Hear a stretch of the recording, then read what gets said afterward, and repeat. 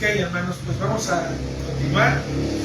Decíamos que, primeramente, si ustedes recuerdan, la primera enseñanza trató acerca de lo que es la iglesia, qué era una iglesia, cómo se identificaba una iglesia y los principios bíblicos, en este caso, de la iglesia en el Antiguo y en el Nuevo Testamento. La segunda parte, que fue la semana pasada, hablamos que dentro de esa iglesia hay un gobierno. Y ese gobierno obviamente pues está puesto por nuestro Señor Jesucristo. En ese gobierno nosotros vimos que también hay principios, hay formas en las que el Señor se ha dado a conocer, maneras en las cuales Dios mismo los ha establecido, y enfocamos la enseñanza precisamente a ver que en el gobierno de nuestro Señor Jesucristo, Él es el gobernante, Él es la cabeza. Y después, abajo de nuestro Señor, obviamente, como pueblo de Dios, estamos nosotros, los creyentes. Y la relación entre la cual se relaciona nuestro Señor Jesucristo con su pueblo es a través de leyes. Y estas leyes vienen a ser la palabra de Dios, que es el Evangelio. Por medio del Evangelio, Dios dicta su manera en la cual el hombre debe en este caso, de proceder delante de Dios. Es decir, Dios establece la manera en la cual nosotros debemos de someternos a Él. Y en su palabra es donde nosotros lo podemos encontrar.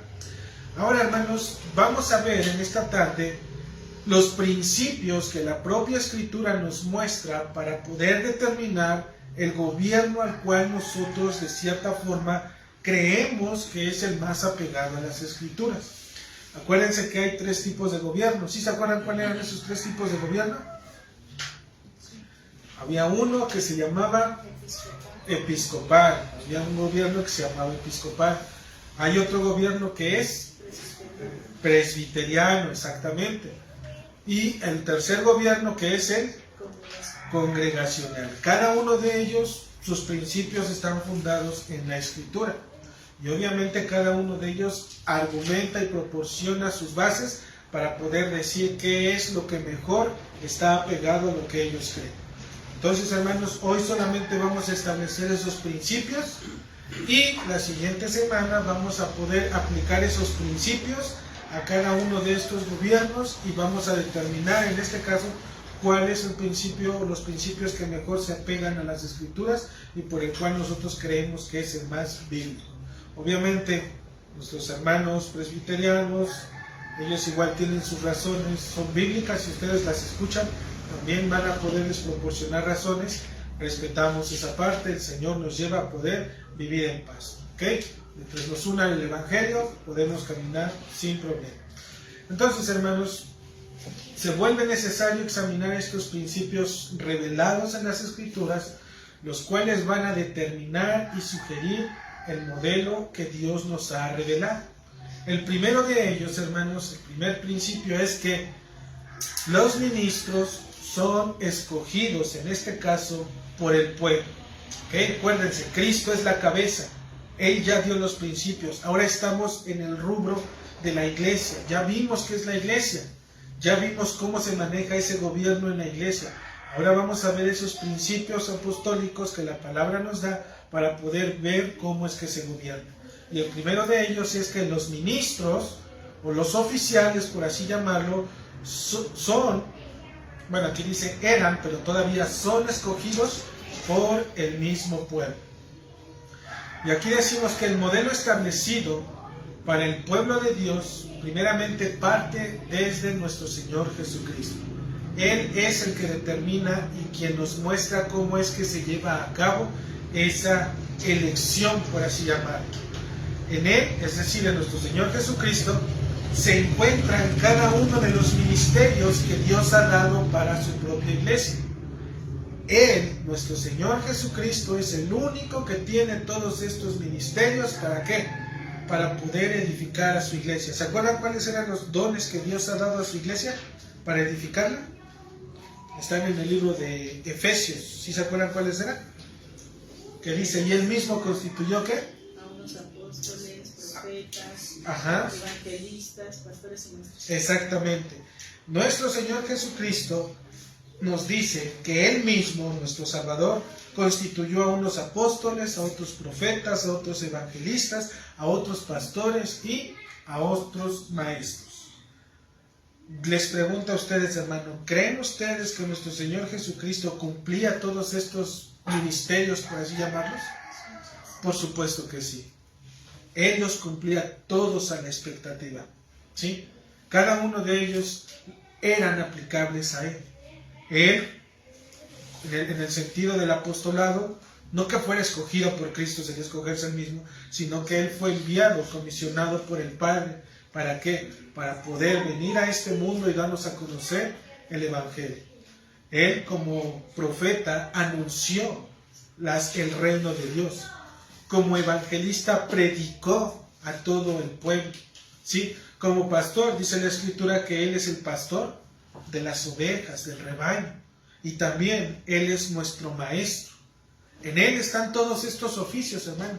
Y ahora, Él mismo, no que todos estos oficios van a estar en una sola persona dentro de la iglesia. Dios ha dado dones a la iglesia, es decir, ha dado hermanos con estas capacidades. ¿Para qué? Para que de esa manera la iglesia pueda ser ¿qué? Edificada.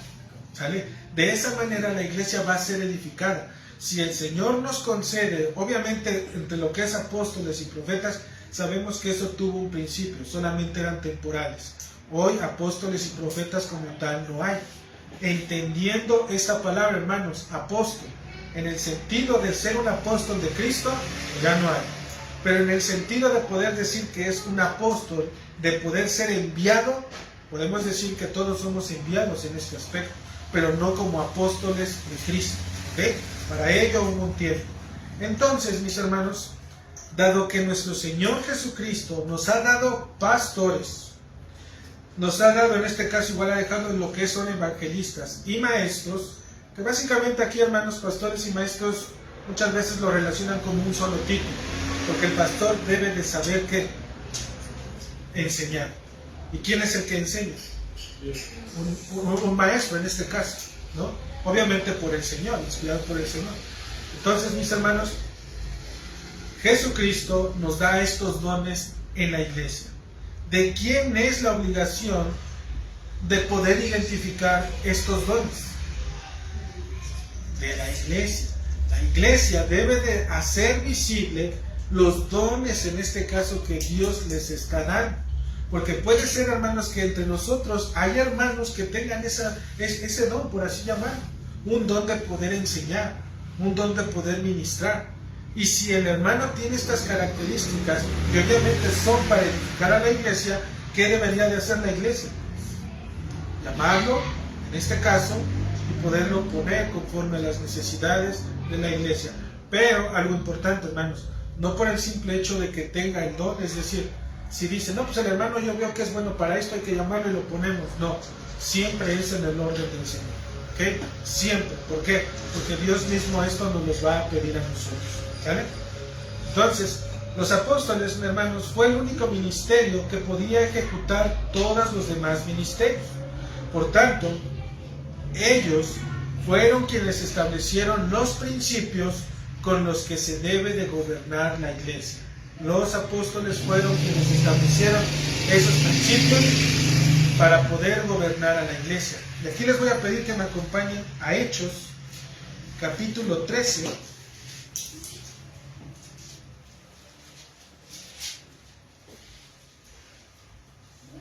Hechos, capítulos 13. Perdón, capítulo 1. Hechos, capítulo 1. Del versículo 13. Vamos a ir leyendo, hermanos. Ustedes van a ir reconociendo esta parte. Es cuando los apóstoles están en el aposento.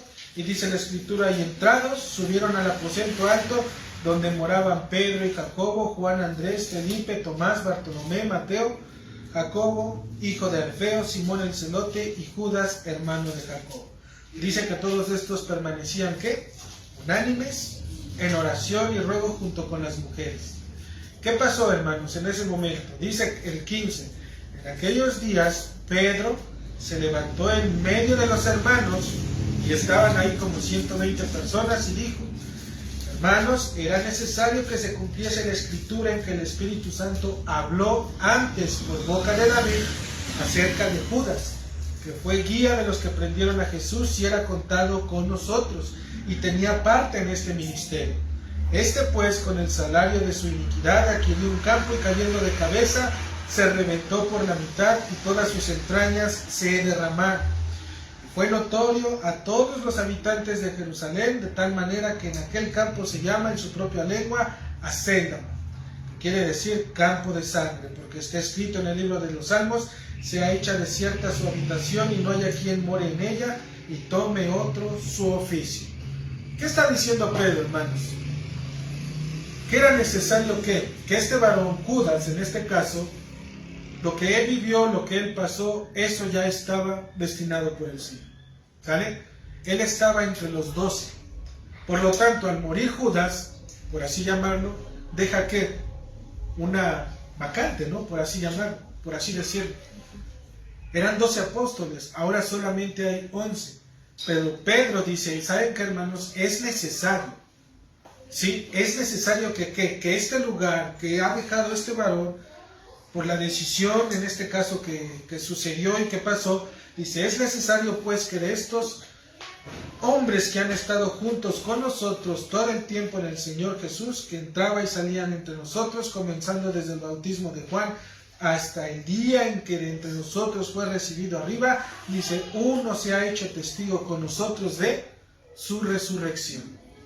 Pedro, hermanos, está estableciendo las bases. Él está diciendo: necesitamos a uno, y ese uno está ¿dónde? Entre nosotros. ¿Sale? Ese que necesitaban estaba entre ellos mismos. Y él va a decir los requisitos. Versículo 22 dice: comenzando, primero tenían que estar con ellos. Y después dice 22, comenzando desde el bautismo de Juan hasta el día en que fue de nosotros fue recibido arriba, uno se ha hecho testigo con nosotros de su resurrección. Es decir, la persona que iba a ocupar el lugar entre los apóstoles tenía que haber estado con los discípulos, caminado con Cristo, haber visto sus padecimientos y en este caso haber visto su resurrección. Este hombre que ellos iban a escoger, hermanos, él para ser un apóstol debía de tener estos requisitos. Y obviamente, hermanos, hoy en día si alguien dijera que es apóstol, ¿podríamos creer que es un apóstol conforme a estos requisitos? No. ¿Por qué? ¿Vale? No estuvo presente. Exactamente, por esa sencilla razón, porque no estuvo presente.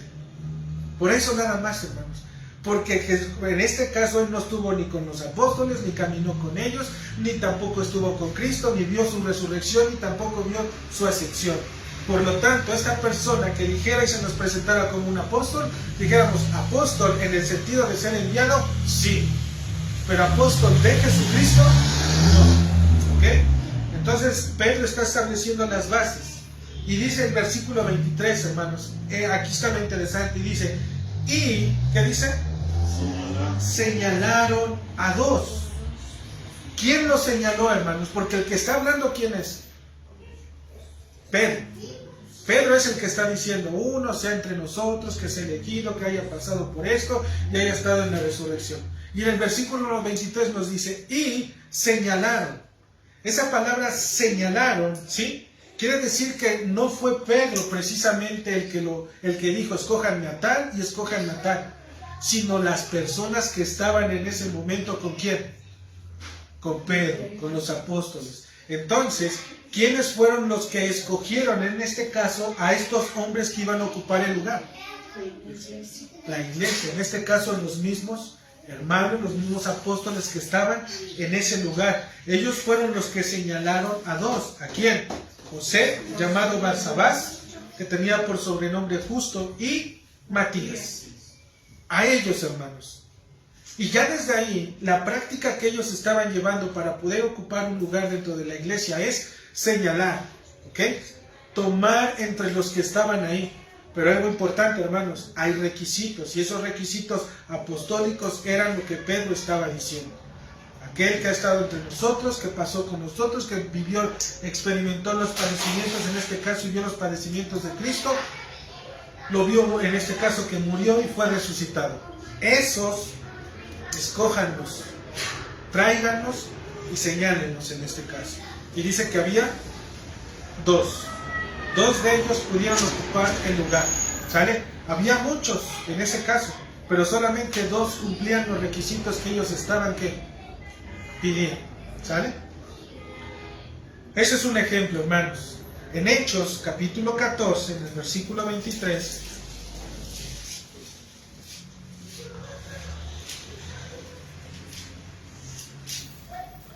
esto es parte de lo que nuestro hermano nos estaba mostrando en el devocional hace 8 días. Dice la Escritura, Hechos 14, 23, dice: y constituyeron ancianos en cada iglesia, y habiendo orado con ayunos, les encomendaron al Señor en quien habían creído. Hermanos, algo importante aquí que nosotros podemos mencionar. Esa palabra que está ahí puesta, que es constituyeron, ¿sale? En el idioma original quiere decir que ellos levantaron la mano, es decir, votaron a mano alzada, ¿sale? Y normalmente, ¿por qué se alza la mano en una, digamos que en una votación? Para poder estar de acuerdo o en desacuerdo en este caso. Entonces, esa palabra cuando dice constituyeron, quiere decir que cuando Pablo llegó a este lugar, estando la iglesia, en ese momento dijeron: de entre todos los hermanos que están en este lugar, de igual manera la práctica, escojan. Y una vez que escogieron, dice Pablo en ese momento que, o las escrituras dice que constituyeron, es decir, tenemos a 1, 2 o 3 hermanos, necesitamos escoger a uno. Y esa palabra constituir dice que ellos votaron ¿qué? A mano alzada, ¿sí? Es decir, ellos mismos alzaron la mano y dijeron: ¿quién está de acuerdo con el hermano tal para el ministerio de tal? Y ellos alzaban la mano, ya sea que las alzaran o se abstuvieran, ¿ok? Esta es otra práctica que obviamente, bueno, es la misma práctica que nos está enseñando las Escrituras, que los apóstoles estaban haciendo para poder seleccionar, en este caso, ministros para la iglesia, ¿ok? Otro ejemplo, hermanos, Hechos capítulo 6.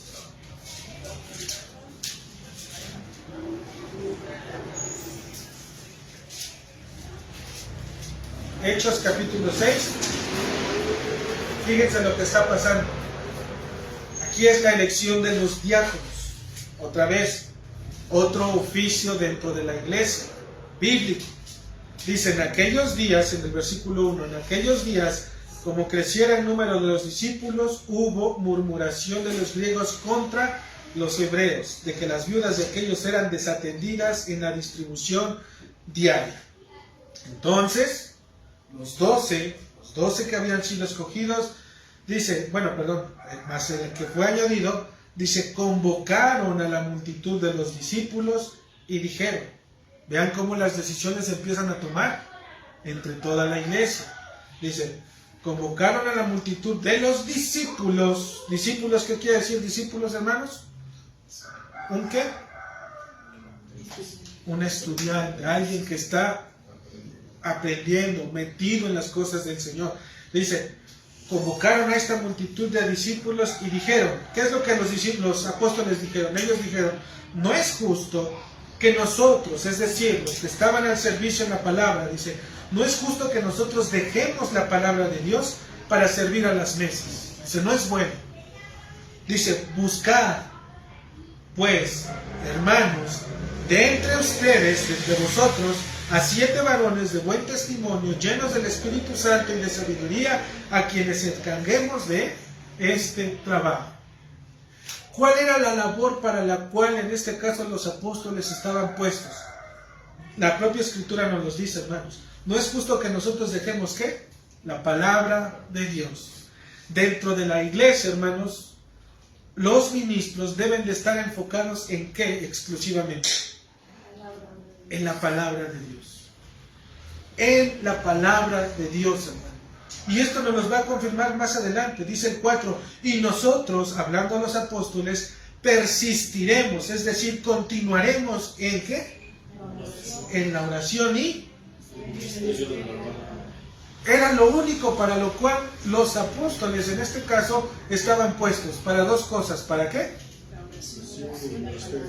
La oración y el ministerio de la palabra. Ellos no estaban puestos, hermanos, para poder estar organizando, para poder estar diciendo cómo le vamos a hacer, qué vamos a hacer aquí, qué vamos a hacer allá. Hay iglesias, hermanos, donde lamentablemente la persona que está enfrente, el pastor que está aquí, es el primero en llegar y el último en irse. ¿En qué aspecto lo digo? Es el que tiene que andar haciendo todo. Todo. Desde poner las cosas, acomodarlas, bajar esto, subir aquello, organizar aquí, organizar allá y demás. Todo eso le consume tiempo a él, obviamente, como persona. Y está desatendiendo qué cosas dice la Escritura. La oración y la palabra. Por lo tanto, estas dos cosas, hermanos, por las cuales los ministros deben de estar ocupados es en la oración y la palabra. Y para las demás cosas, es decir, para el servicio de la iglesia, Dios ha dado también otro ministerio, y en este caso está puesto sobre los ¿qué? Sobre los diáconos. Los diáconos son las personas que deben de estar puestas para poder atender, para poder servir, para poder organizar. ¿Ok? Y en este caso, hermanos, nos dice la propia Escritura que ¿qué pasó para poder llegar a eso? Entonces dice que convocaron, es decir, llamaron a toda esa multitud y dijeron, no es justo. Y les dice el 3, ¿qué les dice en el 3? Buscar. ¿Y qué deberían de hacer, hermanos? ¿Buscar a los que sean? No. ¿A quiénes deberían de buscar? A 7 personas, 7 varones, ¿de qué? De buen testimonio y ¿qué? Llenos del Espíritu Santo y de sabiduría. Buscar 7 varones de buen testimonio, llenos del Espíritu Santo y de sabiduría. ¿Por qué ustedes creen que el Señor, en este caso, a través inspirados en este caso por el Espíritu Santo en los apóstoles, por qué ustedes creen que el Señor pida estas cualidades entre aquellos que están sirviendo? Porque su palabra es verdadera, para que Él sea glorificado. Para que la iglesia sea guardada. Para que la iglesia sea guardada. ¿Por qué más?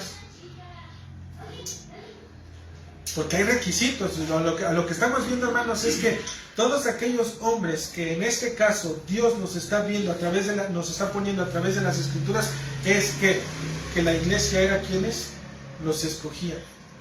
¿Sí? La iglesia era quien a mano alzada y a través de la votación ellos establecían aquellas personas que podían estar sirviendo tanto en el ministerio como en las actividades. Y mayormente, ¿por qué, hermano? Porque si nosotros dejáramos estas actividades a una persona que no tiene realmente un testimonio de conversión, ¿creen ustedes que la persona se va a comprometer con las cosas de Dios? No. ¿Por qué? Porque lo mismo le va a dar poder hacerlo un día como poder dejarlo de hacer otro día. Una persona, por eso dice la Escritura, de buen testimonio, que sean llenos del Espíritu Santo y de sabiduría. Si una persona, si a mí me ponen como encargado, digamos, de poder venir aquí, que ya cuando lleguen todos los hermanos ya estén las sillas ordenado, que ya esté todo, pero yo todavía no tengo ese testimonio, la iglesia todavía no me ha examinado, no me conoce. La primer día, pues por mi emoción y demás, sí, lo hice. Pero ¿qué pasa a la otra semana? Que digo, pues ya es tarde, ya, con calma.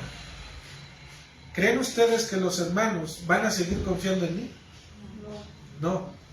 Porque la responsabilidad, nos está diciendo la misma palabra, que deben de tener un buen testimonio, deben ser llenos del Espíritu y de sabiduría.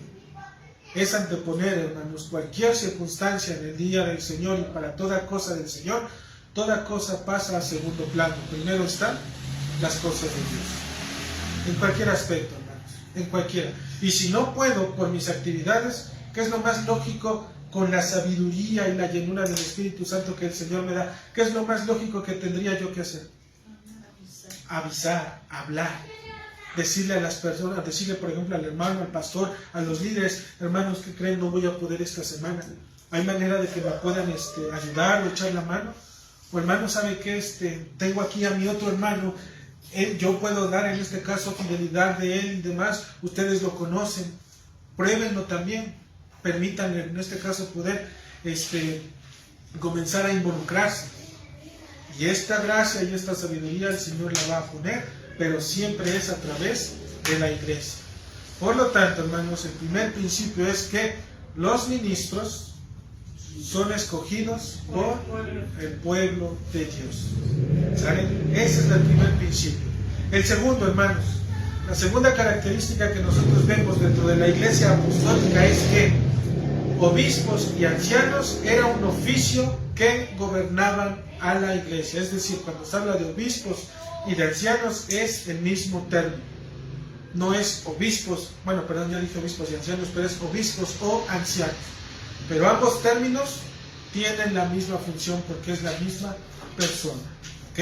No es que nos separemos y digamos, él es el ministro y el otro hermano es el obispo. No. Ambos términos sirven para poder identificar a la misma persona. ¿Ok? Esto nosotros lo vemos y pueden ir a las escrituras. Filipenses capítulo 1.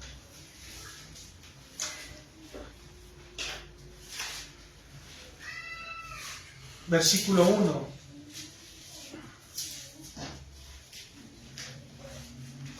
¿Sí? Filipenses capítulo 1, versículo 1. Dice la escritura, hermanos: Pablo y Timoteo, siervos de Jesucristo, a todos los santos en Cristo Jesús que están en Filipos, con los obispos y diáconos. Si obispos y ancianos fueran conceptos diferentes, ¿cómo tendría que decir el texto, hermanos? Exactamente. Tendría que hacer Pablo esa distinción. Saludos a los que están en Filipos, con todos los ancianos, obispos y diáconos. Pero nosotros estamos viendo que solamente usa obispos y diáconos. Si pueden ir a Santiago, capítulo 5.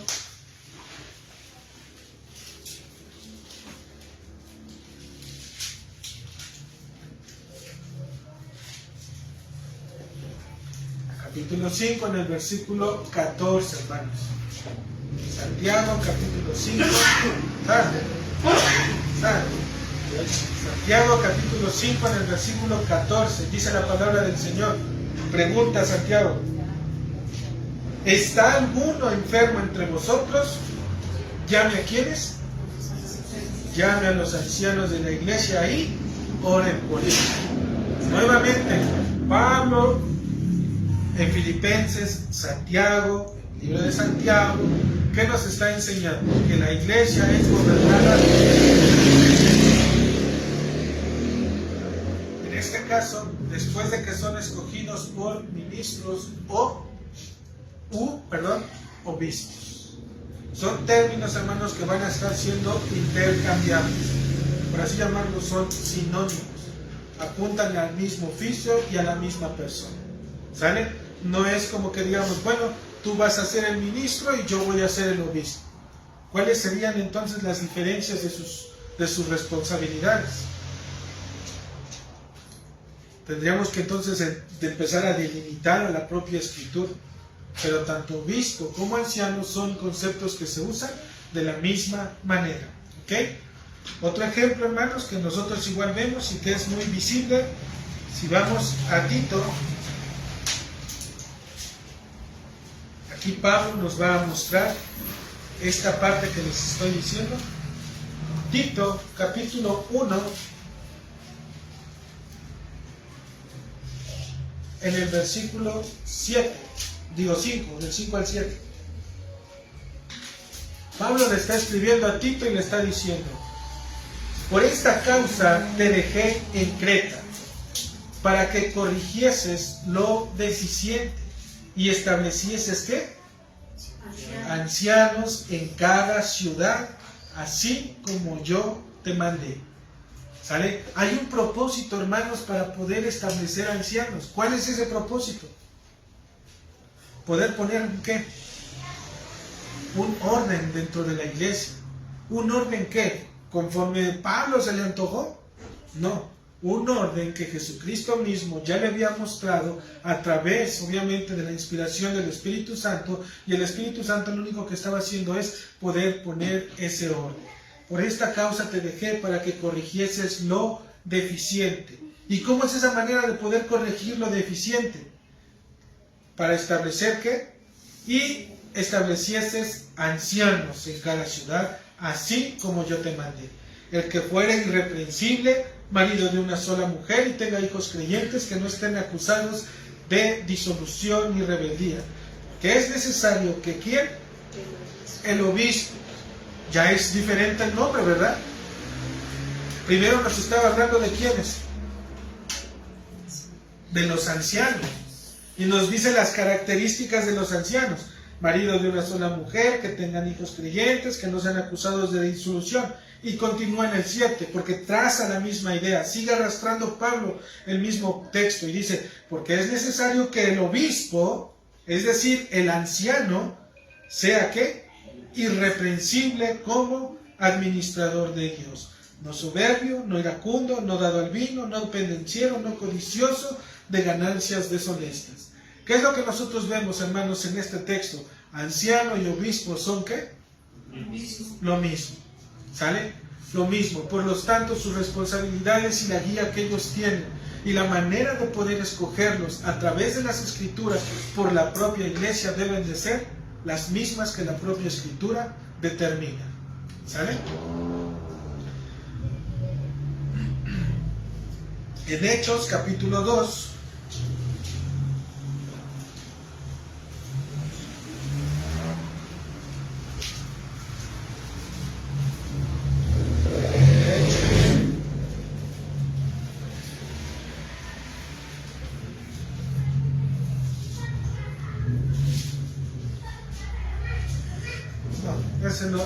no, hermanos, ahí me equivoqué. No. Entonces, primer principio dijimos que los ministros son escogidos por el pueblo. El segundo principio es que estos ministros, obviamente que son escogidos por el pueblo y que una iglesia bíblica se gobierna, son por ancianos obispos, que son el mismo término para la misma persona. ¿Sale? No, es obispos y ancianos, no es porque ya cuando digo los estoy separando. El tercer punto, hermanos, que nosotros podemos ver, o el tercer principio es que debe de existir dentro de la iglesia apostólica, es decir, la primera iglesia, existía una pluralidad de ancianos. Es decir, no solamente había un solo pastor. Pluralidad quiere decir que más de uno. ¿Sale? Eso es lo que quiere decir pluralidad. Y nosotros creemos que realmente debe de haber en una iglesia una pluralidad de ancianos. ¿Por qué debe de haber una pluralidad de ancianos, hermanos? ¿Por qué creen que debe de haber más, en este caso, de un pastor? Para que el pastor se concentre en la palabra. Ambos, al poderse estar repartiendo el trabajo, podrían estarse ocupando y atendiendo, en este caso, los temas y las cosas que el Señor ponga para poder estar ministrando en la iglesia. ¿Sale? Pero también, hermanos, hay un principio que nosotros debemos de considerar, y ese principio es que normalmente, ¿qué pasa cuando hay un solo pastor en una iglesia? ¿Qué creen que llega a pasar cuando hay un solo pastor que está dentro de la iglesia?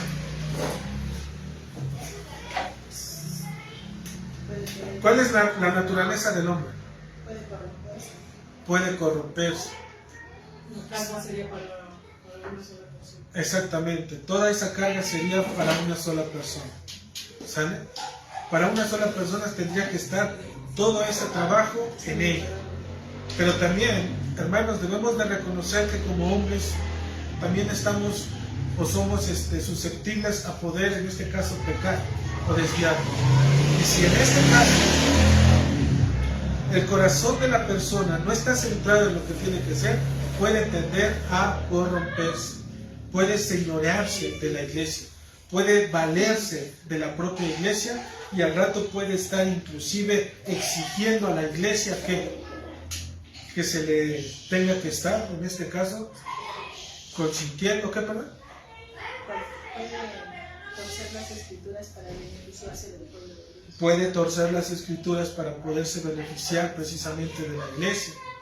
Porque como no hay nadie que le pueda decir algo, la iglesia solamente lo va a recibir. Y yo creo que algunos de nosotros conocemos lugares en donde eso va a pasar. En donde literalmente el liderazgo se corrompe y al momento de corromperse, literalmente se pierde. ¿Sale? Y también, hermanos, otra de las cosas por las cuales es válido una pluralidad, en este caso de ancianos, es porque de esa manera, entre ellos mismos, entre los ancianos, pueden estarse, ¿qué?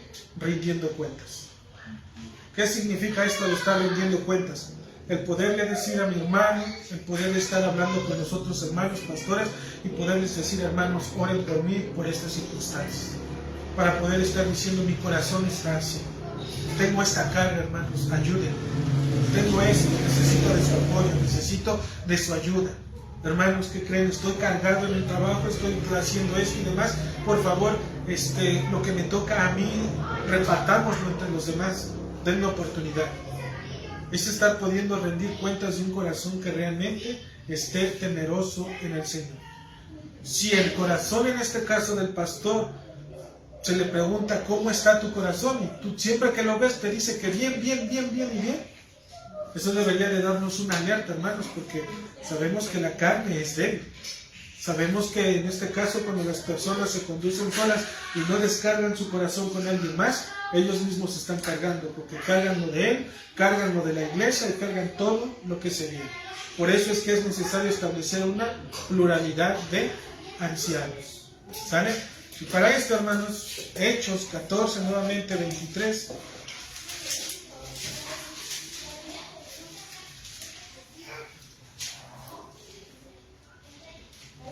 Dice nuevamente, y constituyeron ancianos en cada iglesia. Si hubiese sido solamente Pablo el que hubiese hecho estas cosas, ¿cómo diría el texto? Y constituyó. Es decir, Pablo solito lo hizo. Pero no es así. Dice que constituyeron, ¿qué? Ancianos. Y esta palabra viene en plural. ¿Sale? Y dice ancianos, fíjate, palabra plural, ancianos, palabra singular en cada, ¿qué? Iglesia. Es decir, cada iglesia tenía ancianos. Es decir, tenía una pluralidad de ancianos, de pastores, de obispos, que los estaban conduciendo a poder tener conocimiento en el Señor. ¿Sale? Ese es el propósito, hermanos, por el cual la pluralidad de ancianos en la iglesia primitiva, en la iglesia apostólica, se podía visualizar. El poder ver una iglesia, en este caso, estableciendo a sus autoridades, entendiendo el propósito de que son ancianos puestos para gobernar, pero que el gobierno no recae solamente en una persona, sino en una pluralidad de ancianos. ¿Sale? Y obviamente, hermanos, tampoco es como que, bueno, necesitamos pluralidad, pues ahorita vamos a levantar a 3 o 4. En el tiempo el Señor va a tener que ir añadiendo esta parte. ¿Por qué? Porque obviamente, ¿qué pasaría si ahorita somos, no sé, 50 gentes? ¿Qué pasaría si dijéramos, bueno, pues como necesitamos pluralidad de ancianos, pues vamos a levantar a unos 25 hermanos que sean pastores para esto? ¿Ustedes creen que sería lógico esto? No sería lógico, hermanos. ¿Sale? Conforme a las necesidades, el Señor mismo va dando luz para poder ver qué es lo que se necesita. ¿Qué es lo que hizo que en este caso los apóstoles establecieran diáconos? ¿Qué tuvo que pasar para que hubiese diáconos? Había mucho trabajo en la iglesia, se estaban quejando. Exactamente, había trabajo. Ellos ya no podían estar con el hermano, con la hermana, con el hermano, con el hermano. ¿Qué dijeron? Esto no puede ser. Vamos a establecer en este caso diáconos que ellos nos ayuden a poder servir a las mesas. ¿Sale? Entonces la necesidad de la iglesia, conforme el Señor va añadiendo, nos va dando luz para que nosotros podamos ver cuánta es la necesidad que tenemos, y si en este caso hay hermanos que estén dotados por la obra del Espíritu Santo para poder ser levantados en el Señor y también puedan compartir esa carga entre ellos. ¿Sale? ¿Se acuerdan cuando Moisés va y se queja y le dice al Señor, llámame a 70 varones. ¿Y qué es lo que dice? Yo voy a poner el mismo espíritu que está en ti, lo voy a poner en ellos. ¿Para qué? Exactamente, para que te ayudaran. Y dice, el mismo espíritu que está en ti es el mismo espíritu que voy a poner en ellos. Es decir, la visión que tiene en este caso la persona viene por obra del Espíritu Santo en el pastor. Entonces, esta visión debe de ser vista también por quienes, por la iglesia, por los hermanos. Debe de ser lo mismo, hermanos, porque están llamados a tener que unidad. Porque si alguien viene, en este caso, 2, 3 semanas y lo queremos poner acá, pero el hermano pues, es bien animado, trae cosas nuevas, revolucionarias y todo, y quiere empezar a mover y cambiar en este aspecto de poder decir, pues traemos equipos de sonido, traemos aquí, traemos allá, todo este tipo de cosas, hermanos. Entonces empiezan a mover, en este caso, ¿qué? La visión de quién, de la iglesia. Acuérdense lo que les dijo Pablo a Tito: por esta causa te dejé en Creta, para que corrigieses ¿qué? Lo deficiente y establecieses ancianos. Estaba la iglesia, era una iglesia, venían los hermanos, pero había algo, hermanos, había algo que corregir, y eso que corregir era, la manera de hacerlo es en el orden del Señor. Y en el primer orden que empezó, Él no dijo cambien esto, cambien aquello, metan aquí, metan allá. Lo primero que dijo fue establece ¿qué? Ancianos. Porque, hermanos, ¿qué pasa si nos quitan la cabeza? Pues hasta ahí llegamos, ¿no? Nos pueden quitar una mano, un pie, algo, y seguimos y todo. Nuestro trabajo no va a seguir igual, pero podemos seguir. Pero ¿qué pasa si nos quitan la cabeza? Se acaba el cuerpo, hasta ahí se queda. Por eso es que cuando Pablo manda a Tito y le dice pon ancianos, es decir, le está diciendo pon un orden, pon la cabeza. Porque una vez que esté la cabeza puesta, entonces el cuerpo va a empezar a trabajar. ¿Sale? Es parte de lo que podemos decir que debe de existir pluralidad de ancianos. También, hermanos, la ordenación, y aquí es un punto, hermanos, donde dice que la ordenación tanto de estos ministros debe de ser ejecutada a través de los que ya están establecidos. Pablo nos está hablando en un contexto en donde obviamente las iglesias ya están puestas. ¿Cuál es la labor? Esto nos da luz para poder plantear esta pregunta. ¿Cuál es la labor de la persona que está aquí enfrente pastoreando la iglesia? Sí, dijimos, oración y predicar y enseñar la palabra. Pero ¿qué pasa si él muere? ¿Quién sigue? Debe de haber alguien, hermanos. Alguien que esté preparado. Por eso es que también parte del ministerio pastoral es estar levantando a quién, a la próxima generación, al que viene, hermanos. Y para eso nosotros como iglesia debemos de ver, en este caso, los varones, que son los que deben de estar llamados como familias, para que ellos como familias también puedan venir al Señor. ¿Por qué les digo esto? Porque si en este aspecto, si en algún momento alguien faltara, ¿quién sigue? Pues el hermano. ¿Pero qué hermano? Conforme a lo que hemos visto, ¿quién tendría la responsabilidad de levantar al siguiente hermano? La iglesia. ¿Y cuáles son las características que debería de tener este hermano? Debe de tener características. ¿Para qué? Para que él sea temeroso, para poder tomar un lugar que Dios ha dado, y de esa manera él pueda seguir trabajando lo que Dios estaba enseñando en ese momento. ¿Sí? ¿Por qué, hermanos? Porque si en este caso la labor no se hace y se pone a cualquier persona, por ejemplo, cuando decíamos en el libro de Hechos, cuando seleccionan a estos dos hombres que ocuparían el lugar del apostolado, ¿qué se nos dice de ellos en las Escrituras? De estos dos hombres. No se nos dice mucho, ¿verdad? Nada más se nos dicen sus nombres, pero no se nos dice mucho, o sea, mucho de lo que ellos hicieron. ¿Sale? ¿Por qué? Porque ahí va a haber una manera. Acuérdense que antes, para poder elegir si estaban bien o estaban mal, ¿qué es lo que hacían? ¿Echaban qué? ¿Se les llama? Echaban suertes. Y de esa manera ellos se ocupaban de la voluntad de Dios. Pero nos está enseñando que hubo un propósito, que eso ya no iba a funcionar. Ahora el propósito para el cual Dios había puesto esta parte de poder ministrar a la iglesia es a través de los principios que Él mismo estaba dando. ¿Cuáles eran esos principios? Los que los apóstoles nos estaban enseñando.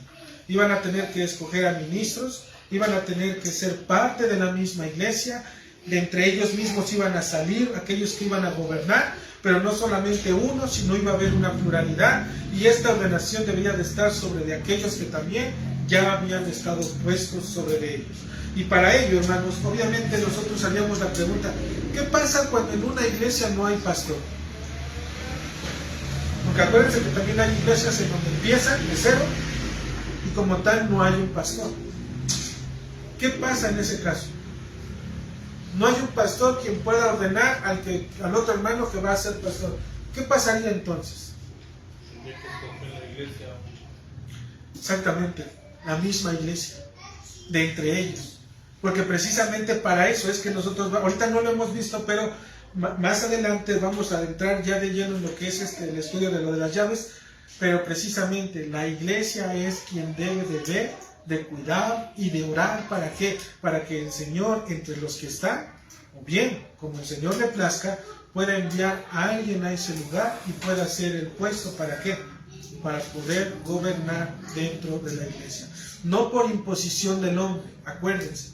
Porque ¿quién es el que lo reconoce? La iglesia. La iglesia es quien nos reconoce, hermanos. Y aquí lo importante de poder entender es esa parte. ¿Quién es la iglesia?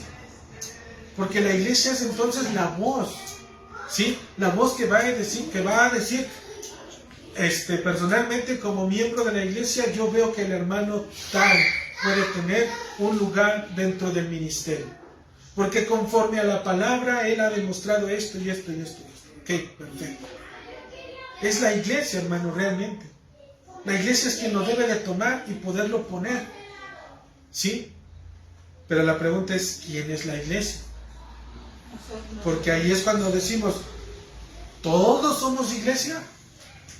¿Qué pasaría con un hermano que viniera a lo mejor hoy? Decimos, ¿saben que hoy vamos a escoger un pastor?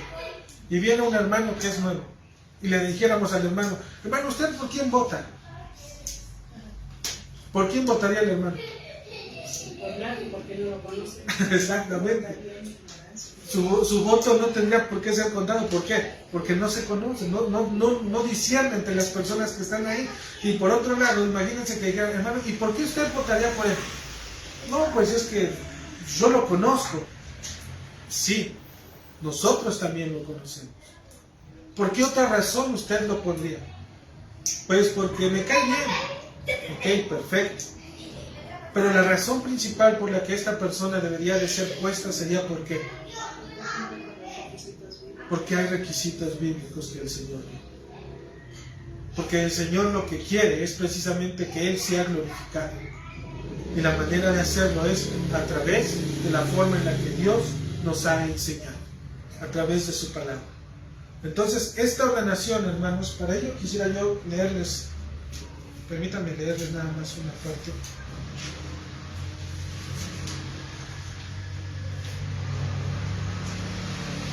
La designación del gobierno, dice, el prerequisito espiritual de la designación para un oficio en la iglesia se expresa en las palabras, cuando dice la Escritura en Efesios 4:11 y Timoteo 3:1-13, dice, cualquier persona que ha sido cualificada y dotada por el Espíritu Santo. ¿Puede ser cualquiera de nosotros? Sí, hablando del gobierno del pastor. Pero esta persona debe de ser cualificada y dotada por el Espíritu Santo. Por ellos son, hermanos. ¿Por qué? Porque finalmente el pastor es el que va a tener que, en este caso, identificar. Pero cuando no hay pastor, la iglesia es el que reconoce al pastor. Y posteriormente la Escritura nos dice, y una vez que haya sido escogido, ¿qué debe de ser él? Apartado, en ayuno, y obviamente debe de ser, ¿qué? Probado. Debe de ser probado. ¿Y qué significa ser probado? Que desarrolle el qué? Su ministerio. Que realmente al poder estar viendo el ministerio que el Señor le está dando, él pueda demostrar que realmente está puesto para él. Porque la iglesia puede ser que lo ponga, también de este lado puede ser que yo tenga el anhelo, pero puede ser que mi liderazgo no sea el correcto. Porque puede ser que yo lleve a la iglesia ¿a qué? A desviarse. Por eso dice, debe de ser probado. ¿Sale? Esta ordenación, hermanos, dijimos que es ministros, los cuales vienen a ser los obispos que gobiernan en una pluralidad de ancianos establecidos por aquellos que ya estaban, y nosotros pues vemos en la Escritura, en 1 Timoteo, hermanos, 1 Timoteo capítulo 4, en el versículo 14, dice Pablo a Timoteo, dice, no descuides el don que hay en ti, que te fue dado mediante profecía con la imposición de las manos del presbiterio. ¿A quién le está hablando? A Timoteo. ¿Qué le fue dado a Timoteo? Un lugar, una ordenación. ¿Y cómo es que le fue dado? Por medio de la imposición del presbiterio, es decir, por medio de los ancianos, por medio de los pastores que en su momento miraron a Timoteo y vieron en él que había las cualidades para que él fuera un ministro, un anciano. Por eso Pablo le dice, no lo descuides. Dice, ocúpate de estas cosas y permanece en ellas para que tu aprovechamiento sea manifiesto a todos. Porque ¿quién es el que lo escogió, hermanos? En pocas palabras. Sí, en este caso, como dice en la Escritura, el presbiterio. Pero el presbiterio, ¿qué tuvo que haber visto en Timoteo para poderlo escoger? Los requisitos por los cuales fue llamado. Y ellos, hombres temerosos en el Señor, miraron que en Timoteo había estas cualidades. Y por lo tanto le están diciendo, Pablo, no te desanimes por ello. Ocúpate para lo cual fuiste llamado. Porque las cualidades que tienes y demás, dicen, no fueron porque tú las buscaste, porque tú peleaste por ellas. Fue porque el don del Espíritu Santo revelado a los hermanos en el presbiterio se ocupó de poderte examinar, de poderte mirar, de poderte apartar, de poder ayunar por ti y por medio también de imponer las manos. ¿Para qué? Para que a través de ello se hubiese la responsabilidad de que Timoteo, en este caso, recibiera el ministerio para poder conducir a la iglesia. ¿Sale? Entonces, esta ordenación, hermanos, se da de esta manera. En Hechos 13, del 1 al 3, también la iglesia de Antioquía, si ustedes recuerdan, dice que había profetas y maestros, y encomendaron ¿a quién? A Pablo y Bernabé en su viaje misionero. ¿Quiénes fueron los que los apartaron? La misma iglesia. La iglesia fue quien los apartó para poderlos enviar. En Hechos 6, capítulo 6 del versículo 6, también hay una aprobación, hermanos. Hechos 6, versículo 6, otra vez hablando de los diáconos, dice, a los cuales presentaron a los apóstoles. ¿Y qué hicieron los apóstoles? Oraron y les impusieron ¿qué?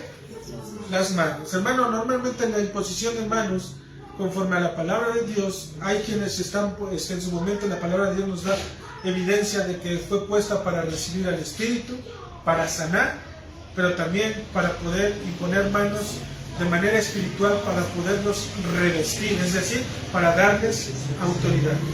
¿Sale? Para darles autoridad. El hecho de que los apóstoles pusieran las manos en ellos, de esa manera, ¿qué es lo que ellos estaban diciendo? Que estas personas que estaban siendo escogidas, conforme al buen testimonio, ¿sí? ¿Qué más? Conforme a la llenura del Espíritu y a la sabiduría, ellos aprobaban esto y por lo tanto su autoridad, es decir, ellos estaban reconociendo que ellos debían de ser estas personas que habían sido elegidas. ¿Sale? ¿Qué es lo que hace la imposición de manos? Hermanos, normalmente en la ordenación pastoral lo que se hace es que aquellas personas que están puestas, por ejemplo, hablando si no hubiese pastor como tal en una iglesia que va comenzando, los hermanos, los que están dentro de la iglesia, la membresía, imponen manos con el pastor. Ellos en representación de la iglesia están diciéndole que se van a someter, en este caso, a la guía, a la instrucción y a la disciplina de su pastoral. Nadie, en este caso, es como cuando alguien se casa. Nadie nos obliga a casarnos. ¿Sale? ¿Quién toma la decisión? ¿Quién dice sí al final? Uno mismo. Entonces, si ya poder estar juntos, hermanos, y nosotros reconocemos al pastor, y yo pongo, en este caso lo ponemos, si yo mismo digo, no, es que no creo que haya sido lo correcto, nadie nos obliga. Para eso es que todo esto de las enseñanzas, hermanos, se está dando, para que precisamente salgan todas esas preguntas que tienen que salir. ¿Ok? Y el último, hermanos, el último principio es que ante todo y sobre todo esto, Cristo es la cabeza de la iglesia. ¿Sale? Cristo es la cabeza de la iglesia. La obediencia en la iglesia no es hacia el hombre, sino a lo que Cristo ha establecido. En ese orden, hermanos, de poder escoger, de poder apartar, de poder imponer y poder, en este caso, ordenar al pastor, cuando la iglesia se somete en la obediencia hacia el pastor, ¿a quién están obedeciendo? A Cristo, a Dios. Así, si nosotros lo vemos, hermanos, es así de fácil. Pero es difícil cuando un corazón no se rinde, cuando un corazón pelea en contra de lo que cree o piensa. Entonces, cuando nosotros escogemos en esta parte al pastor, nosotros, hermanos, literalmente nos debemos entregar totalmente a su pastoreo. Nos debemos entregar a su dirección, a su conducción. Y toda queja, toda diferencia, todo aquello que se levante, se diga o se hable, debe de ser tratada directamente ¿con quién? Con el pastor. Porque por eso y para eso está puesto. Porque hacia él es donde todo va a fluir. Todo. ¿Sí? ¿En qué aspecto, hermanos? Porque él va a estar encargado, dijimos, de la palabra y de la oración. Por lo tanto, al estar encargado de la palabra y de la oración, Dios le va a dar la sabiduría para poder tratar con cualquier tema que los hermanos traigan, en este caso, a la iglesia. Todo esto demuestra una obediencia a Cristo. ¿Sí? Cuando el pastor cita en un horario y demás, no es el pastor, hermanos, no es el hermano. Es la voz de Dios ministrando a la iglesia y diciendo a la iglesia, te necesito para este tiempo y para este momento. ¿Sí? No es a nombre, hermanos. En Gálatas capítulo 1, en el versículo 1, dice Pablo, y él mismo va a decir, apóstol, y entre paréntesis, no de hombres ni por hombres, sino por Jesucristo, y por Dios el Padre que lo resucitó de los muertos. ¿Qué está haciendo Pablo, hermanos? Pablo se está presentando como un apóstol, pero Pablo les está diciendo, mi apostolado yo ni lo escogí, así que no me fue dado ni por hombres ni por nadie, lo recibí directamente del Señor. Por lo tanto, cuando se ordena a un ministro dentro de la iglesia, ¿de quién recibe directamente el llamamiento? De Cristo. De Cristo, hermanos. De Él mismo lo recibe.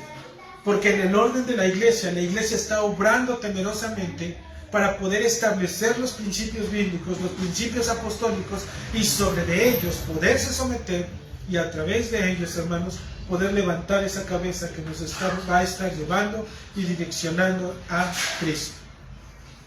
¿Sí? La página, les voy a leer un poquito nada más de un último del libro. Dice, por otra parte, dice, tampoco ningún oficial o ministro de la iglesia puede reclamar para sí la suprema autoridad espiritual, por muchos que sean sus dones, sus sufrimientos y sus trabajos. Los miembros de la iglesia tenían el mandato de obedecer a sus dirigentes o ancianos, pero a su vez los ancianos eran encarecidos a no actuar como señores sobre la heredad de Dios, sino siendo ejemplos de la grey. ¿Sí? ¿Qué es lo que nos quiere dar a decir el autor? Que, hermanos, aquel que es llamado no busca un oficio o un ministerio para él mismo, sino que este ministerio o este oficio se da a través de Dios, pero en el orden que la iglesia está dando. Hay un llamamiento interno primeramente en el varón, y ese llamamiento interno nos hace cuestionar. Por eso dice, el que desea obispado, buena obra desea. Porque es un llamamiento, y yo creo que todo hombre lo ha pensado y lo ha tenido en el corazón, hermano, de poder tener un obispado en el Señor. ¿Sí? Empieza con un llamamiento interno, y después ese llamamiento interno se hace visible ante los ojos de ¿quién? De la iglesia. Y una vez que está el llamamiento interno y el llamamiento externo que ve la iglesia, que empieza a ver esas cualidades, viene la examinación hacia la vida del hermano. Y una vez que esa examinación empieza a verse a la vida del hermano, obviamente, hermanos, no hay perfección. ¿Sale? No hay perfección. No es como que, ay, es que el hermano una vez se equivocó, o una vez dijo esto y el otro. Hermanos, damos gracias a Dios que los requisitos que el Señor demanda son en el carácter de la vida de la persona. No son credenciales, no son diplomas, no son títulos de seminario, no es nada de eso. Es el carácter del varón demostrado, obviamente, en la familia, en la iglesia, porque esto es lo que realmente nos va a hacer saber si hay un don dentro de la misma coinonía de la propia iglesia local. ¿Sale? Entonces, hermanos, Cristo es la cabeza, la fuente de todo poder espiritual. Él es el que debe de anteponer, es decir, el que esté aquí enfrente, hermanos, debe de anteponer cualquier cosa que tengan los hermanos. Primero está ¿qué? La palabra de Dios. Siempre la palabra de Dios, hermanos, siempre. Y aun cuando los hermanos se molesten porque va a pasar, se enojen porque va a pasar, se comporten indiferentes porque va a pasar, siempre el ministro debe de guardar ¿qué? La palabra de Dios. Porque el Señor no le va a pedir cuántas personas tiene, tampoco le va a pedir cuántas veces fue y demás es, cuánto tiempo en este caso tuviste por alta estima la palabra, en este caso la palabra del Señor. ¿Sí? Porque, hermanos, la palabra dicen por ahí, duele, lastima, porque la verdad siempre va a ser así, pero es un remedio sano, perfecto, y es espiritual. Siempre es así, hermanos. ¿Sale? Entonces, les leo esta última parte. La suprema autoridad de Cristo es el quinto principio del gobierno eclesial que opera en los tiempos apostólicos. Por consecuencia lógica de este principio es que los miembros de la iglesia deben de someterse a él. Y puesto que el único modo de conocer la mente de Cristo es por las Escrituras, se sigue que los asuntos eclesiales deben de ser dirigidos por los ministros a los que el Señor Jesús ha encomendado esta autoridad, y deben regularse conforme a la mente de Dios, según se expresa en su palabra, sin interferencia de ninguna autoridad externa. Es decir, el ministro del Señor debe de tener por alta estima la palabra de Dios. Y las decisiones y cada una de las cosas que el ministro tome y decida sobre la iglesia deben de ser motivadas por la misma palabra de Dios. No puede haber una influencia externa de algún hermano, de alguna hermana. Es siempre motivado por la palabra de Dios. Porque aquella persona que realmente está caminando en el Señor puede decir, hermano, ¿y la Escritura? O sea, todo bien, pero ¿y la palabra de Dios dónde quedó? ¿Por qué? Porque entonces estaríamos ¿qué? Haciendo y apartando la palabra de Dios y considerando ¿qué? El testimonio de quién? De las personas. ¿Sí? Siempre es la palabra de Dios, hermanos. Siempre. Siempre va a ser así. Entonces, mis hermanos, no sé si tengan dudas, preguntas, cuestionamientos, algo que no les haya quedado claro. Acuérdense que somos 5 principios Primero de ellos, que los ministros